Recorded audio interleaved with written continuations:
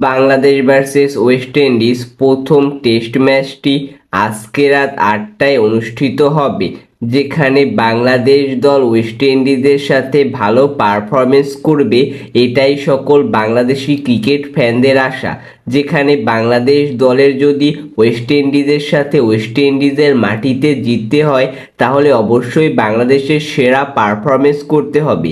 ব্যাটে বলে ফিল্ডিংয়ে তিন ফরম্যাটেই জ্বলে উঠতে হবে বাংলাদেশ দলের ব্যাটসম্যান, বোলার এবং ফিল্ডারদের। আমরা আগের বেশিরভাগ ম্যাচেই দেখেছি যে বাংলাদেশ দল ব্যাটিংয়ে অনেক দুর্বল পারফরমেন্স করেছে, তাই বাংলাদেশ দলের যে ব্যাটিং কোচ ছিল তাকে দল থেকে বাদ দেওয়া হয়েছে, তার পরিবর্তে সালাউদ্দিনকে দলে নেওয়া হয়েছে এবং সালাউদ্দিন বর্তমানে ওয়েস্ট ইন্ডিজে অবস্থান করছে। তো আমরা আশা করব যে সালাউদ্দিনের হাত ধরে বাংলাদেশ দলের ব্যাটসম্যানরা তাদের পুরনো ফর্ম ফিরে পাবে এবং ওয়েস্ট ইন্ডিজের বিপক্ষে সেরা পারফরমেন্স করবে।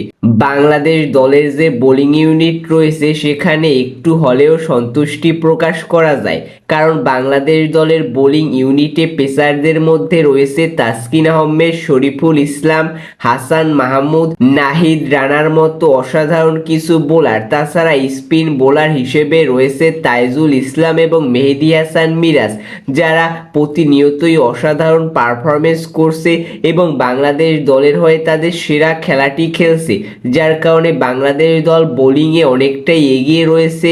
বাংলাদেশ দল ব্যাটিংয়ে পিছিয়ে পড়ার কারণেই মূলত সকল ম্যাচগুলোই হারতেছিল।